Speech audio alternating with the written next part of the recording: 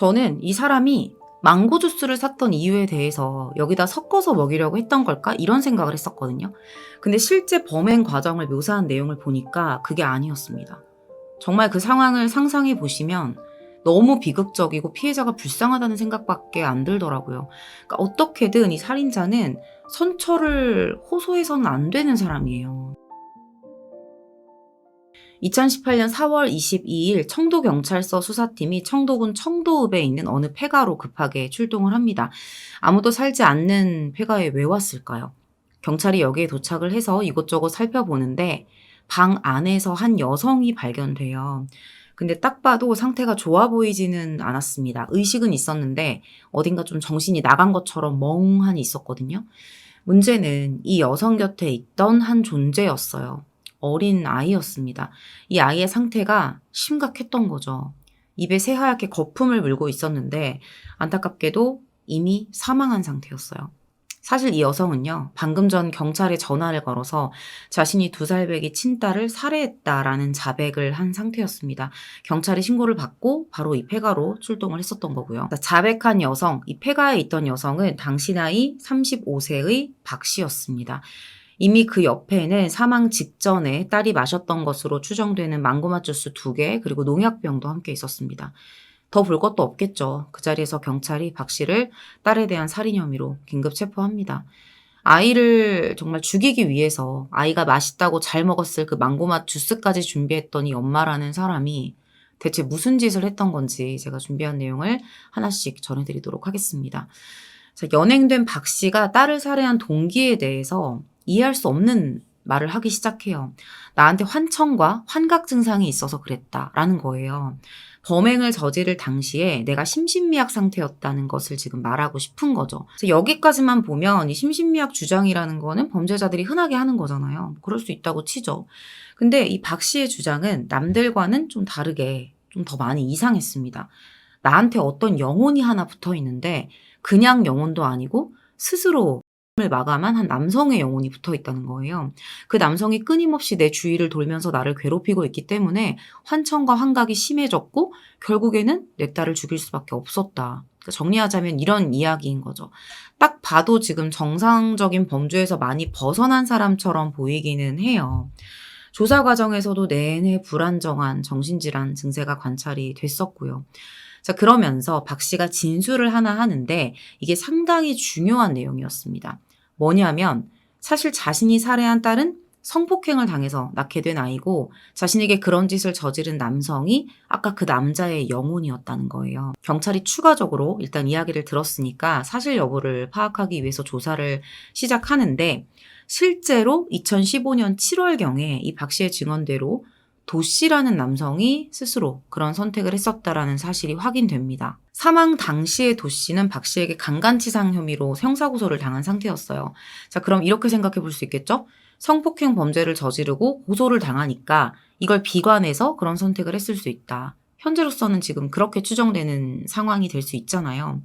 일단은 이 여성 박 씨가 정말로 도 씨라는 남성에게 성폭행을 당한 게 맞는지, 그리고 이 둘 사이는 어떤 관계였는지, 뭐 처음 보는 사이였는지 이것에 대해서도 조금 알아봐야 할 것 같죠. 자, 여기서부터 살인까지 연결됐을 가능성이 높다고 지금 이야기를 하는 거니까요. 자, 그래서 수사팀이 이 딸을 살해한 박 씨의 가족과 지인들을 대상으로 탐문 조사를 시작해요.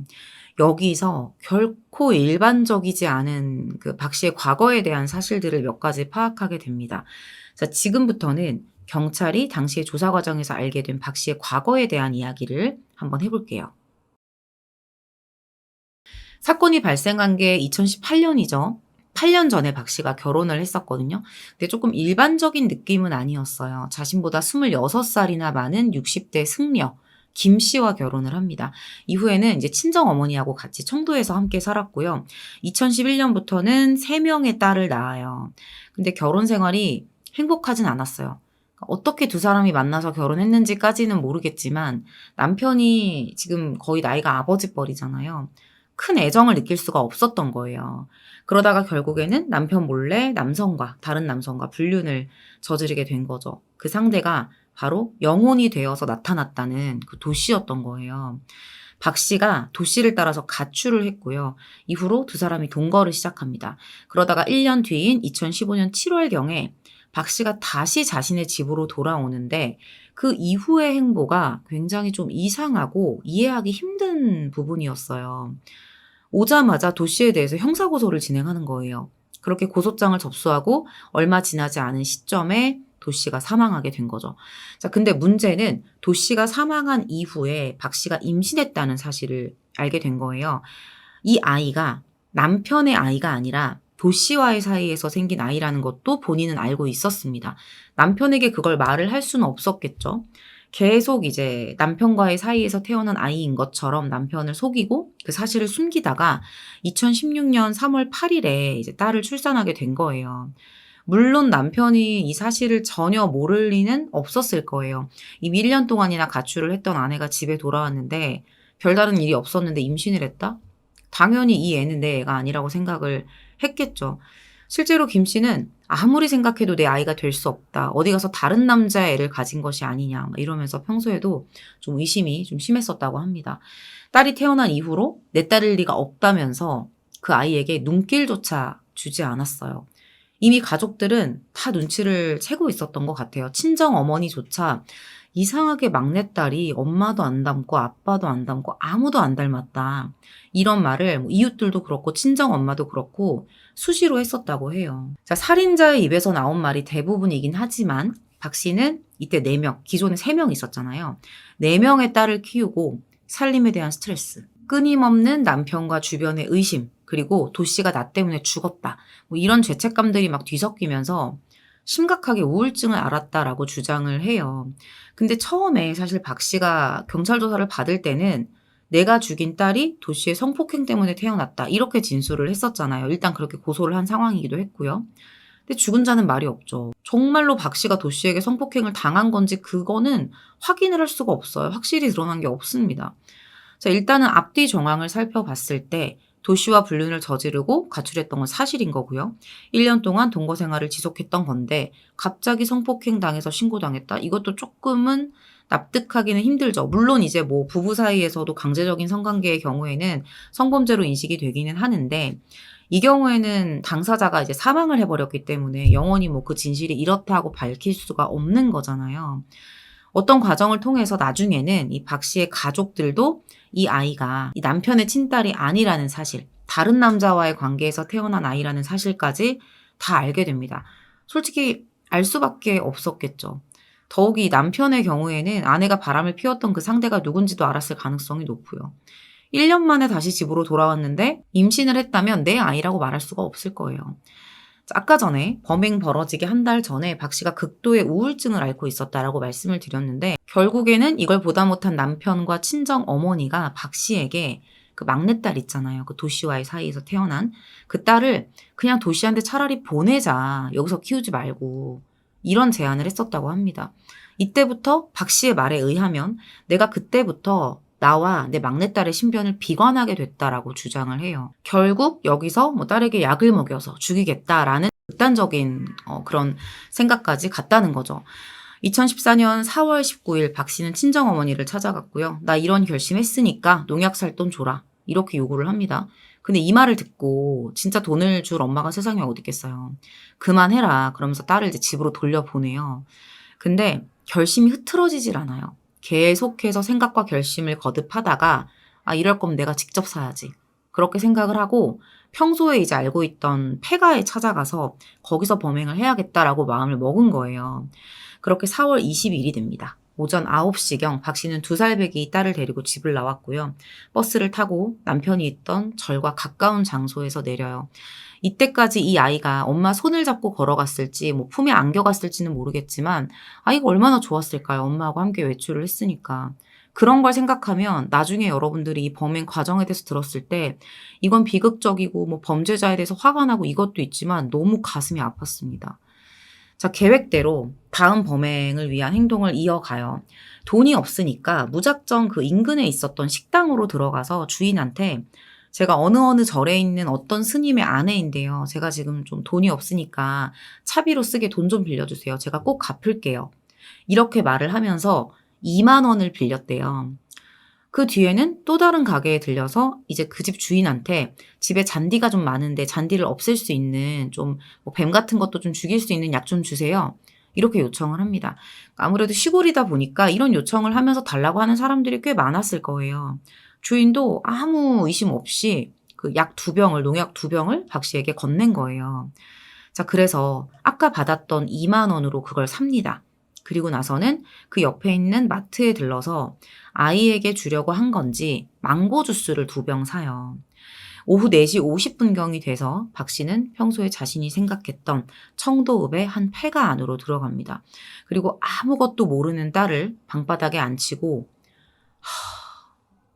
손으로 목 뒷부분을 받치고 방금 사왔던 그 약 있죠. 뚜껑을 열어서 조금씩 입안으로 넣기 시작했어요.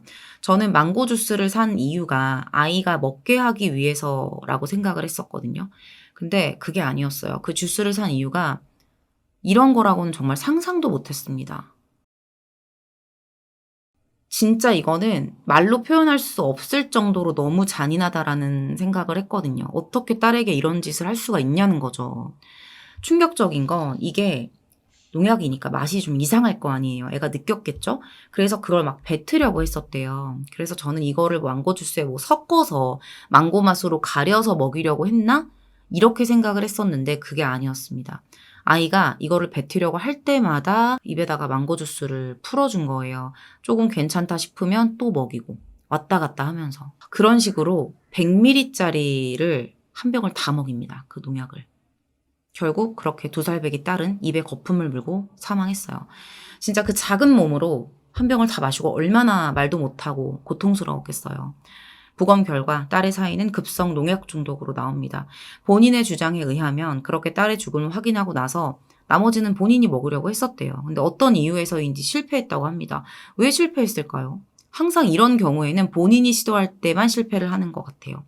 여러분들도 참 이때마다 이럴 거라는 생각을 하실 것 같은데 저도 이런 부분을 볼 때마다 왜 그렇게 타인을 살해하는 것에는 성공을 하는데 그 이후에 내가 시도를 할 때는 하나같이 실패를 할까 이런 의문도 들더라고요. 대부분의 범죄자가 그렇듯이 처음부터 죽을 마음조차 없었을 가능성도 있어요. 딸을 살해하고 아이가 죽어가는 모습을 지켜보면서 어느 정도의 죄책감은 있었겠지만 그 고통을 눈으로 지켜봤고 나도 그걸 겪어야 하는 거니까 뭐 거기까지는 용기가 나지 않았을 수도 있고 처음부터 그럴 생각이 없었을 수도 있겠죠. 어쨌든 박 씨는 그렇게 스스로 경찰에 연락을 해서 딸을 살해했다고 자백했고요. 출동한 경찰에게 살인 혐의로 체포됩니다. 우리에게는 사이코패스 검사로 알려져 있죠. PCLR 검사를 하는데 총점이 6점이 나와요. 그러니까 재범 위험은 낮은 수준에 해당하는 것으로 나타납니다. 자, 근데 전문가 입장에서는 이 검사 결과를 보면 위험성은 낮다고 나오지만 어떤 그런 생각했던 과정이라던가 범행에 대한 과정이라던가 어떤 성격으로 밀어봤을 때 이 사람이 다시 살인 범죄를 저지를 가능성이 충분히 있다라고 판단을 했어요. 박 씨의 경우에는 기분의 지배를 받기 되게 쉽고 상황 판단도 미숙하고 사회적 규범에 대해서 제어가 적절하지 못하다고 판단을 합니다. 거기다가 무력감, 분노가 상당했고요. 충동성이 되게 높아서 작은 자극만 와도 그런 1차원적인 공격 행동을 다시 보일 수 있다라는 거예요. 그런데 박 씨는 검찰 조사 과정, 추후 공판 과정에서도 계속해서 환청이다, 환각이다.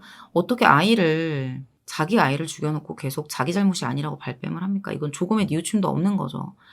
사실 그리고 전문가가 봤을 때는 환각, 환청 이런 거를 호소하는 증상이 그렇게 심각하지 않은 경증 수준밖에 안 된다 그랬어요. 자신의 행동이 뭐가 잘못됐는지 이 정도 판단은 충분히 본인이 할 수 있었을 거라는 거죠. 그리고 보통은 그런 정신병적 장애에서는 현실 감각이 좀 떨어지거나 혼잣말을 하거나 멍한 곳을 이렇게 보고 있는 그런 이상행동 증상은 관찰되지 않는다고 하는데 박 씨는 처음에 경찰이 발견했을 때 멍하니 있는 그런 행동을 했었죠. 자, 지능은 IQ 63 정도예요. 경도 정신지체 수준이었다고는 하지만 그렇다고 해서 언어 이해도라던가 어휘 수준이 현저히 낮은 편도 아니었고요. 실질적으로 어떤 인지 능력은 이것보다는 높은 수준으로 판단이 됐기 때문에 박 씨가 범행 당시에 사물을 변별할 능력이나 의사를 결정하기에 미약했다. 이렇게 보지는 않았습니다. 만약에 뭐 정신지체라든가 정신질환 장애가 상당히 심각했다라고 하면 범행 이전에 농약을 사서 딸과 함께 죽이겠다라는 계획을 짜거나 범행 장소를 미리 폐가로 물색하거나 이런 행동들을 할 수는 없다는 거죠. 근데 뭐 이런 전문가의 판단도 다 소용없었어요. 계속해서 나는 심신미약이다. 이렇게 주장을 하는데 여기까지 왔으면 또 판결이 어떻게 됐을지 궁금하죠. 되게 많이 가슴이 답답했던 판결 내용이었어요. 최근에 했던 그 어떤 사건보다 더 그랬습니다. 자, 이렇게 잔인했고 못할 짓을 했는데 어떻게 나왔을까 과연. 자, 1심에 대한 내용이에요. 2018년 11월 2일 1심 재판부는 박 씨에게 징역 8년을 선고합니다. 판결문을 살펴보면 재판부가 박 씨가 범행 당시에 정신과 약을 복용하고 있었던 거, 평소에 우울증이 있었다라는 점을 인정했다라고 나와요. 그리고 도 씨와의 동거 생활을 청산하고 다시 집으로 돌아왔을 때 남편, 친정엄마, 주변인들에게 의심을 받으면서 극심한 스트레스에 시달렸다는 부분을 이 재판부에서 인정을 해줍니다. 이미 아이는 아무것도 모르고 엄마하고 있어서 좋다가 정말 고통스럽게 목숨을 빼앗겼는데 나는 환청 때문이에요. 영혼이 붙었어요. 환각이에요. 이런 식으로 지금 빠져나갈 궁리만 하고 있는 거예요. 자, 어쨌든 재판부에서는 박 씨가 이런 과정에서 극심한 스트레스에 우울증을 겪었고 이게 범행으로 나가는 촉발 요소가 됐을 것이다 라고 판단을 합니다. 그러니까 이거를 이해를 해주네요. 하지만 박 씨가 체포 이후의 조사 과정에서 범행 전후의 과정을 비교적 상세하게 기억해서 진술을 하고 있었다는 거, 그리고 범행의 경위와 수단, 범행 전후의 행동들을 살폈을 때 특별히 정신적으로 문제가 있는 태도를 보이지 않았다는 점을 들어서 심신미약은 받아들이지 않습니다. 심신미약을 받아들이지 않았지만 범인이 가지고 있었던 전후 사정, 당시의 정신적인 상태 같은 것들은 굉장히 많이 고려를 해줬죠. 아이를 살해했던 그 계획이라던가 과정, 당시의 상황들을 들어보면 너무 끔찍한데 아니 이게 어떻게 징역 8년이에요? 그럴까 싶지만 그렇게 나왔다고 합니다. 나중에는 항소를 해요. 8년도 높다고 항소를 했고요. 검찰 측에서는 이제 형량이 낮다고 항소를 했죠. 자, 근데 항소심 재판부에서 2015년 4월에 원심을 깹니다. 그리고 3년을 더 감형을 해서 징역 5년을 선고해줘요. 항소심 판결문에서 어떻게 이럴 수가 있죠? 남편이 친자 여부를 의심하고 육아와 가사로 인한 스트레스. 이거는 본인의 판단이잖아요. 내가 이런 스트레스 받았다. 나 힘들었어요. 라는 그 마음의 소리를 왜 들어주는 건지. 아이의 친부가 했던 안 좋은 선택. 이런 것들에 대한 우울감으로 인해서 범행에 이르게 되었다라고 인정을 해준 거예요. 자, 그러면서 이렇게 밝힙니다. 범행 후에 피고인도 그런 시도를 하려고 했다가 실패하자 곧바로 자수했다. 범행 때문에 누구보다 큰 괴로움을 겪으면서 죄책감과 후회 속에서 남은 생을 고통스럽게 살아갈 것으로 보인다. 어쩜 진짜 이렇게 인정이 있으신지. 자, 그리고 어린 자녀들을 양육해야 한다. 그렇게 징역 5년이 확정됐고요. 현재는 출소를 했을 거예요. 아이가 너무 불쌍하죠. 사실 아이 입장에서는 태어나면서부터 환영받지 못했어요. 아빠도 그렇게 떠났고 또 얼마 되지 않은 시간 동안 어디에서도 넌 누구 자식이니? 너 왜 닮지 않았니? 인정받지 못했고 사랑받은 적이 없었던 아이였습니다. 그냥 의심만 당하는 아이였고요. 무언가를 아이가 인지했을지는 모르겠지만 온전한 사랑을 받지 못하고 눈칫밥을 먹었을 거예요. 그런데 세상에서 정말 유일하게 내 편이 되어줘야 할 엄마가 나에게 그런 짓을 했다는 거. 아이는 정말 이제 어려서 부디 그것만은 몰랐으면 좋겠다, 잊었으면 좋겠다라는 생각이 들 정도로 그냥 그 아이가 기억하는 게 그냥 마지막에 아팠던 거 정말 그거 하나라면 거기까지만 기억했으면 좋겠다는 생각이 들 정도로 물론 그것도 기억하지 않았으면 좋겠지만 그 정도로 박 씨가 아이에게 저질렀던 행위가 너무나도 악하다라는 생각이 들었습니다.